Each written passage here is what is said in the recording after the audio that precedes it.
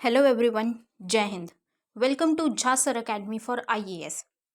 हम करने जाने हैं मेंस का प्रीवियस ईयर क्वेश्चन एनालिसिस और आज हम देखेंगे general studies paper 2 Indian polity section से एक क्वेश्चन। मैं उम्मीद करती हूँ गाइज आप लोगों ने इस क्वेश्चन को अटेम्प्ट किया होगा और एक बहुत अच्छा आंसर फ्रेम भी किया होगा।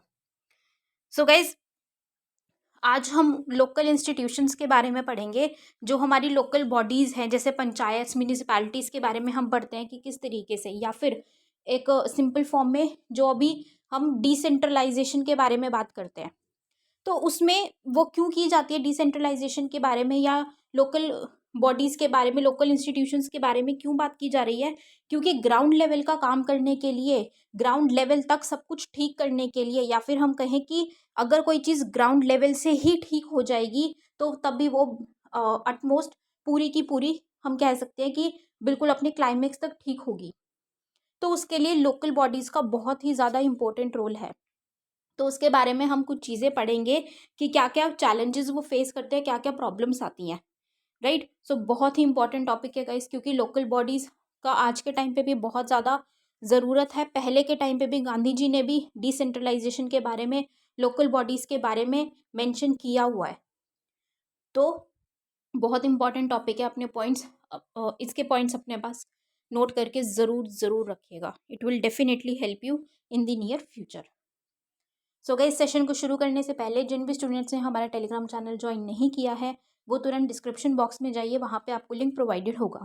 उस लिंक के थ्रू आप हमारे टेलीग्राम चैनल को ज्वाइन कर सकते हैं और उसका बेनिफिट आपको ये मिलेगा कि आपको हमारी सारी पीडीएफ्स का एक्सेस मिल जाएगा, जो आप लोगों के लिए अपलोड कर दी जाती है हमारे टेलीग्राम चैनल पे ही, फ्री ऑफ कॉस्ट। जैसे कि करंट अफेयर्स की पीडीएफ्स हैं, या फिर ये जो हम मेंस का प्रीवियस ईयर क्वेश्चन एनालिसिस करते हैं, इसकी पीडीएफ्स है। और उसी के साथ साथ आप लोगों के लिए जो वीडियो लेक्चर्स अपलोड किए जाते हैं, आपको उनका भी डायरेक्टली यहाँ पे प्रोवाइड कर दिया जाता है। और गाइज, अगर आप सीरियसली अपने एग्जाम्स की प्रिपरेशन कर रहे हैं, तो मैं कहूँगी कि आपको करंट अफेयर्स के लिए तो बिल्कुल परेशान होने की ज़रूरत नहीं है। आपको अपना टाइम, मनी, एफर्ट्स कुछ लगाने की ज़रूरत नहीं है।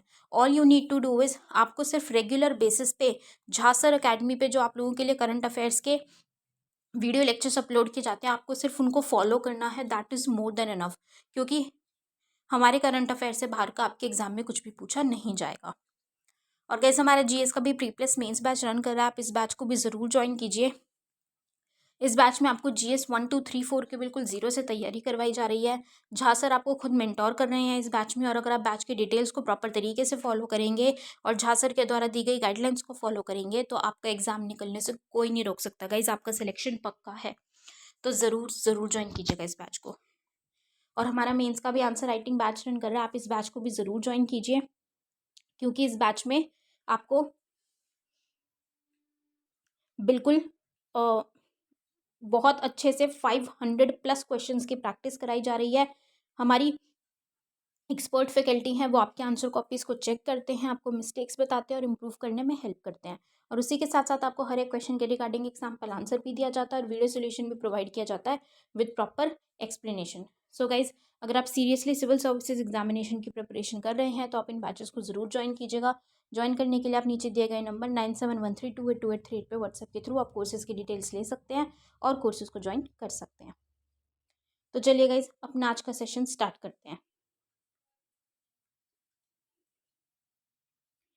हमारा क्वेश्चन है, the strength and sustenance of local institutions in India has shifted from their formative phase of functions, functionaries, and funds to the contemporary phase of functionality.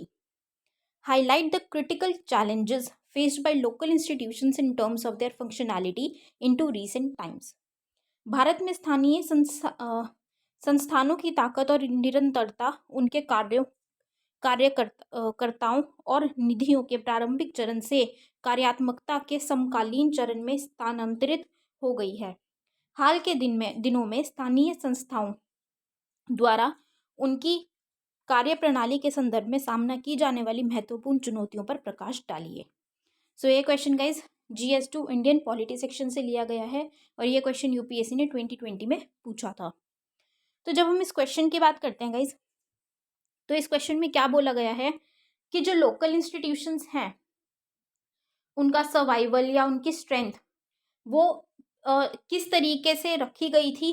पहले क्या था कि एक फॉर्मेटिव फेज होगा, मतलब कि उनके क्या फंक्शंस होंगे, क्या क्या उनके पास कितना फंड होना चाहिए अपना काम करने के लिए, कौन से ये फंक्शनरीज होंगे, कार्यकर्ता क्या होंगे, ठीक है, क्या वो काम करेंगे, हर चीज़ वो एक फॉर्मेटिव फेज पे कि वो मतलब बिल्कुल बेसिक से एक फाउंडेशन के साथ एक फॉर्म बने। और जब क्या होता है, अब हम एक बच्चे का है मान लीजिए, उसका क्या समझते हैं हम कि एक बच्चे का अगर बेस ही अच्छा बनेगा, उसका अगर फाउंडेशन ही अच्छा बिल्टअप होगा, मतलब एक नींव अच्छी भरी भरी जाएगी, तो क्या होगा, वो प्रॉपर तरीके से ग्रो करेगा, अच्छे तरीके से काम कर पाएगा, राइट। तो इसीलिए उसको फॉर्मेटिव फेज पे ही उस पर ध्यान देना है, अच्छा हो।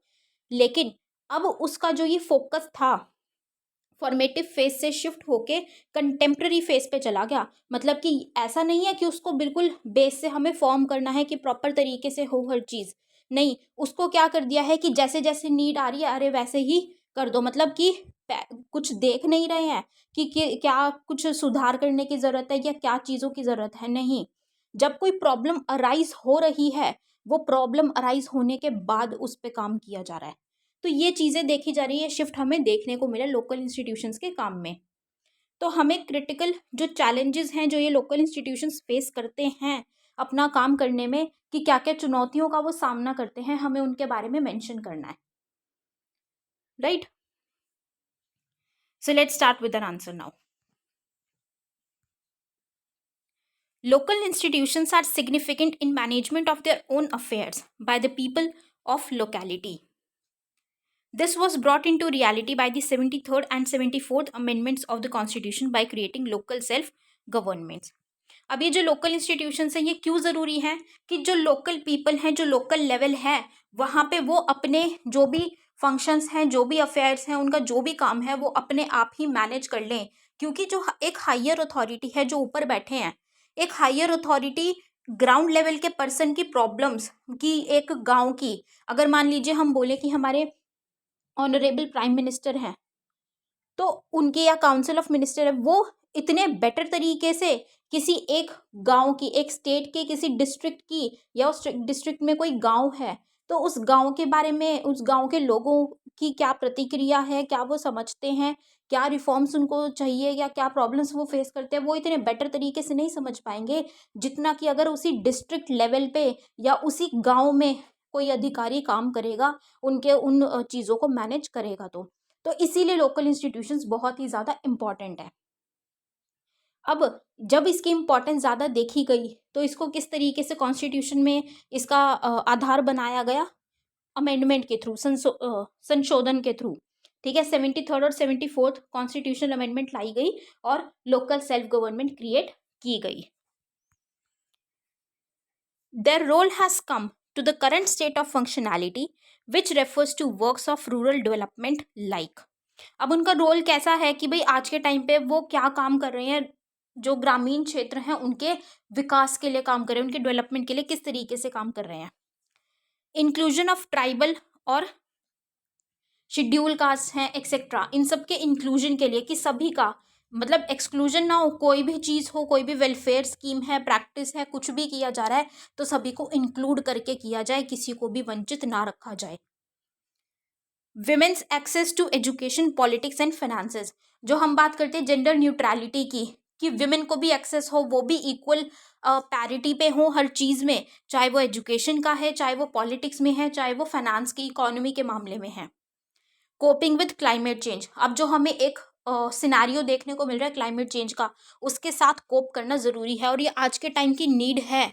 तो उसके हिसाब से अब क्या हो रहा है, जो लोकल इंस्टीट्यूशंस उस पर काम कर रहे हैं, उनका भी काम है वो उस पर ध्यान भी दे रहे हैं कि क्लाइमेट चेंज के साथ भी हमें कोप अप करना है, हमारी एक्टिविटीज़ हमें इस तरीके से रखनी है कि वो ग्लोबल वार्मिंग इंक्रीज ना करे।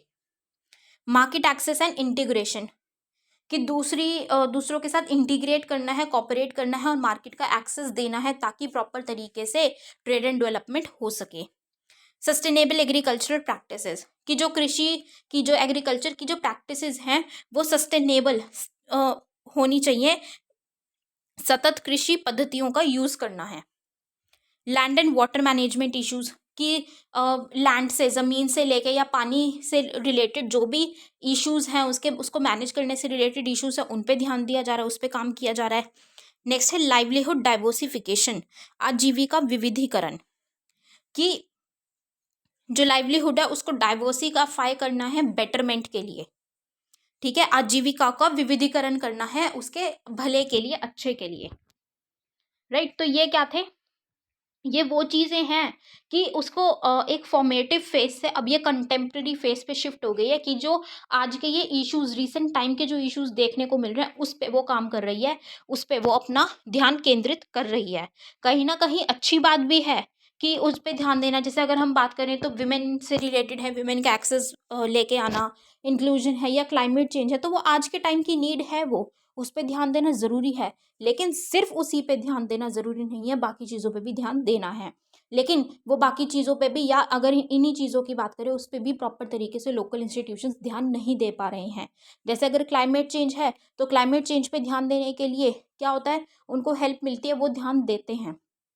लाइक अगर हम फंड्स की बात करें तो स्टेट गवर्नमेंट उनको वो फंड प्रोवाइड करती है, वो उनको वो हेल्प प्रोवाइड करती है। लेकिन अगर वो एक दूसरी चीज़ें हैं, दूसरे एस्पेक्ट्स हैं, जैसे जो फॉर्मेटिव फेज में ज़रूरत है जिनकी फॉर्म करने के लिए, प्रॉपर डेवलपमेंट के लिए, वो चीज़ों के से उन चीज़ों के लिए उनको वो हेल्प नहीं मिल पा रही है जो उनको मिलनी चाहिए।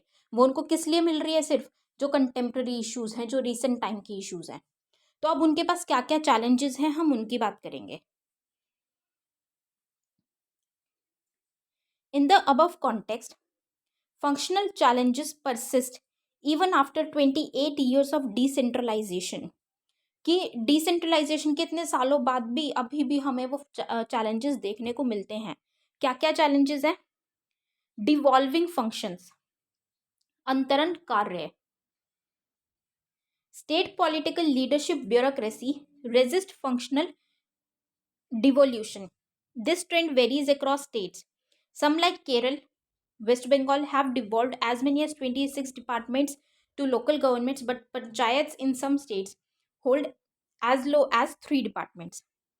Devolving functions का क्या है कि जैसे कि अब जो ये लोकल बॉडीज हैं या लोकल सेल्फ गवर्नमेंट्स हैं, उनके जो काम है वो उनको कहाँ से मिलेंगे, उनको जो फंक्शंस वो किस तरीके से प्रोवाइड किए जाएंगे, कि जो हमें सब्जेक्ट स्टेट लिस्ट में देखने को मिलते हैं, वो स्टेट लिस्ट में सब्जेक्ट्स जो होंगे उनमें से कुछ सब्जेक्ट्स किसके अधिकार में दिए जाएंगे, इन पंचायत्स के, या फिर ये लोकल गवर्नमेंट्स के अंडर, इनकी अथॉरिटी के अंडर दिए जाएंगे। लेकिन यहाँ पे अब क्या किया गया, एक लूपहोल क्या हुआ कि ये स्टेट्स की जिम्मेदारी है, मतलब स्टेट्स जहाँ पे समझे ज़रूरी हैं कि इन लोकल गवर्नमेंट को अथॉरिटी देना है जिस सब्जेक्ट की, तो वो वही सब्जेक्ट दे सकते हैं। लेकिन अब क्या है कि हर कोई अपने हाथ में पावर रखना चाहता है हर चीज़ की, तो स्टेट गवर्नमेंट्स में अब ये वेरी करता है डिफरेंट डिफरेंट स्टेट्स में कि किस लोकल गवर्नमेंट के पास कितने अथॉरिटी या कितने फंक्शंस हैं जिस पे वो काम कर सकते हैं, जिस पे वो लेजिस्लेट कर सकते हैं। तो कुछ स्टेट्स तो ऐसी भी हमें देखने को मिल रही है जहाँ पे काफ़ी सारे फंक्शंस दिए गए हैं, डिसेंट्रलाइज किया गया है ज़्यादा डिपार्टमेंट्स को। जैसे कि वेस्ट बंगाल, केरल की बात कर रहे हैं तो वहाँ पे 26 डिपार्टमेंट्स कम से कम लोकल गवर्नमेंट्स के अंडर डाल दिए गए हैं। लेकिन अगर हम कुछ दूसरी स्टेट्स की बात करें तो वहाँ पे 2 से 3 डिपार्टमेंट ही दिए गए हैं फंक्शनिंग के लिए पंचायत्स के अंडर। तो ये क्या चीज़ है, प्रॉपर तरीके से उनको काम, मतलब वो अथॉरिटी दी ही नहीं जा रही है। जब अथॉरिटी ही नहीं होगी तो कोई काम कैसे कर पाएगा बिना अथॉरिटी के। तो एक ये चैलेंज हमें देखने को मिलता है जिसकी वजह से वो काम नहीं कर पाते हैं। नेक्स्ट इज कैपेसिटी बिल्डिंग, क्षमता निर्माण। It has been neglected by state governments itself. Many local elected persons are first timers from marginalized sections. They are ridiculed for being incapable and totally dependent on officials even to perform rudimentary tasks. This situation is even precarious in the 5th schedule areas. दूसरा हमें क्या challenge देखने को मिल रहा है, capacity building, कि अब क्या चीज़ होती है, जैसे कि जो लोकल गवर्नमेंट है, अब क्योंकि उसको एक अमेंडमेंट के थ्रू उसको भी एक कॉन्स्टिट्यूशनल स्टेटस दिया गया है, ठीक है। अब वहाँ पे अब क्या होता है, जब लोकल गवर्नमेंट पे जब इलेक्शंस होते हैं तो वहाँ पे जो पर्सन इलेक्ट होता है अब उनका क्या होता है, कई बार वो फर्स्ट टाइम वो ऐसी पोजीशन पे आ रहे हैं, ठीक है, उनको वो अथॉरिटी मिल रही है, उनको वो पोस्ट मिल रही है, और वो कुछ मार्जिनलाइज सेक्शन से होते हैं, तो उनके अंदर इतना वो कॉन्फिडेंस शायद नहीं होता, या उनके पास इतना ज़्यादा एक्सपीरियंस, उनके पास कोई एक्सपीरियंस तो नहीं है।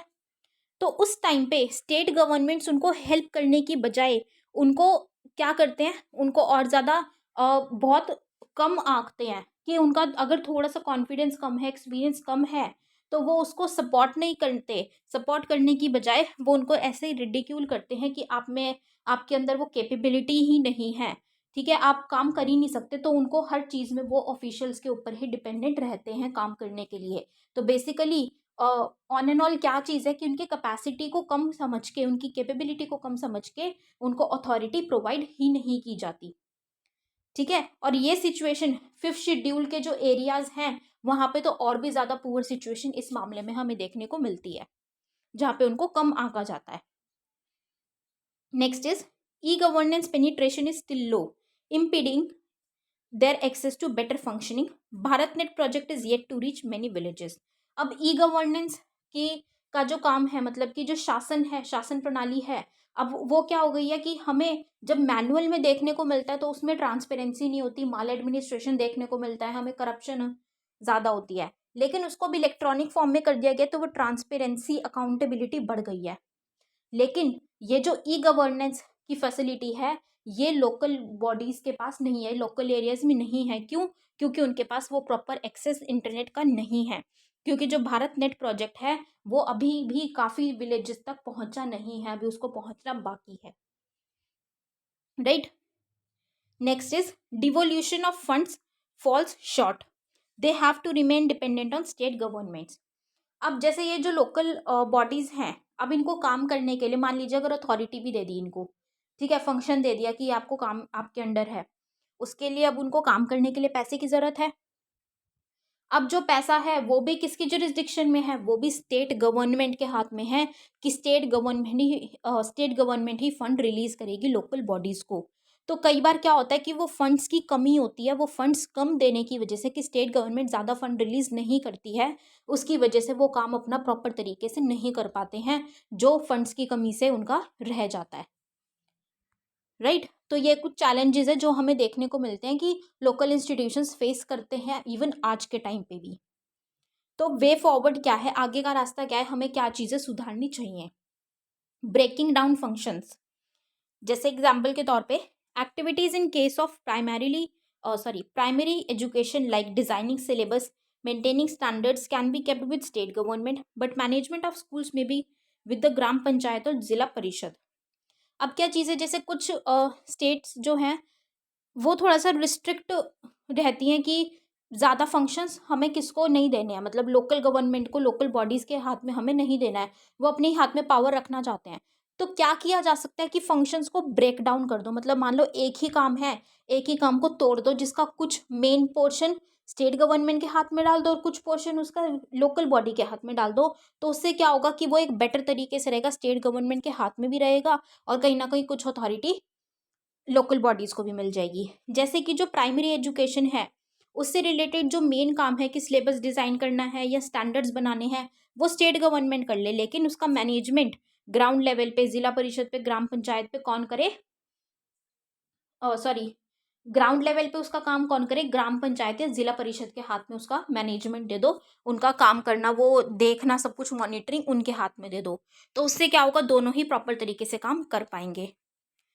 नेक्स्ट है डिवॉल्विंग रेगुलेटरी फंक्शंस, कि जो रेगुलेट करने वाले फंक्शंस हैं वो लोकल बॉडीज को दे दो, जैसे कि issuing death and birth certificates, voter ID cards, regulations of weights and measures. अब इसमें क्या है, इसमें स्टेट गवर्नमेंट को भी ज़्यादा प्रॉब्लम नहीं होगी डिसेंट्रलाइज करने में या फंक्शंस देने में, अथॉरिटी देने में लोकल बॉडीज़ को, और उनके पास भी प्रॉपर काम होगा करने के लिए, वो ये रेगुलेटरी वो प्रॉपर तरीके से कर पाएंगे, स्टेट के ऊपर से भी बर्डन कम हो जाएगा। Next is exposure to research and best practices related to sustainable agriculture, disaster management. मतलब कि रिसर्च या सस्टेनेबल एग्रीकल्चर या डिजास्टर मिटिगेशन से रिलेटेड जो बेस्ट प्रैक्टिसेस हैं उससे भी उनको अवगत कराओ लोकल बॉडीज़ को, ताकि वो प्रॉपर तरीके से काम कर सके। उनको वो ट्रेनिंग प्रोवाइड करो, वो रिसर्च से उनको अवगत कराओ, एक्सपोजर दो उनको, ताकि वो प्रॉपर तरीके से ग्राउंड लेवल पे ये काम संभाल सके। जैसे कि द मॉडल ऑफ हिवारे बाजार विलेज ऑफ महाराष्ट्र, इसमें इनको एक बताया गया, इनको अवगत कराया गया किससे, ड्रॉट कंट्रोल से, कि ड्रॉट को किस तरीके से कंट्रोल किया जा सकता है। Next is explore additional sources of revenue such as agro tourism, कि जो फंड्स की प्रॉब्लम देखने को मिलते हैं तो उनके पास कुछ एडिशनल सोर्सेज उनको प्रोवाइड करा दो जहाँ से उनके पास पैसा आ जाए, जैसे कि एग्रो टूरिज्म, उसके माध्यम से उनके पास फंड्स आ जाएंगे तो वो अपने फंक्शंस को जो वो काम कर रहे हैं वो उनका काम रुकेगा नहीं फंड्स की कमी होने की वजह से, right. Functional challenges of local governments must be urgently addressed to make it a devolution in true sense. It is the key to grassroots empowerment. तो ये कुछ हमारे क्या थे, वे फॉरवर्ड थे। At the end on the concluding note हम ये बोल सकते हैं कि जो लोकल गवर्नमेंट्स के फंक्शंस जो वो उनके आगे चैलेंजेस हैं अपने काम करने में, जो चुनौतियां हैं उनको ध्यान देना ज़रूरी है, उनको सॉल्व करना ज़रूरी है प्रॉपर तरीके से, क्योंकि ये क्या है, एक चाबी की तरह की है किसकी, ग्रास रूट्स एम्पावरमेंट की।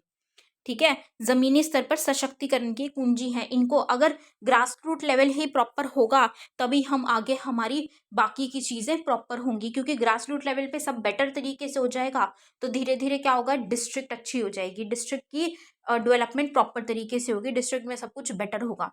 डिस्ट्रिक्ट्स में अगर सब कुछ बेटर होने लग जाएगा तो क्या होगा, पूरी की पूरी स्टेट बेटरमेंट पे आ जाएगी, डेवलप हो जाएगी, और स्टेट्स जब डेवलप होने लग जाएंगी तो पूरी की पूरी कंट्री डेवलप हो जाएगी। तो इसीलिए ग्रास रूट लेवल इसीलिए बोला जा रहा है कि वो की है, तो इसीलिए उसको प्रॉपर तरीके से एम्पावर करना, इम्प्रूव करना, डेवलप करना हमारे लिए बहुत ही ज़्यादा ज़रूरी है, right. So this was all for this question guys. I hope you all have like this analysis. अपना फीडबैक गाइज हमारे साथ कॉमेंट सेक्शन में ज़रूर शेयर कीजिएगा। So with this we end up this session today here guys. Thank you so much, have a great day ahead. जय हिंद।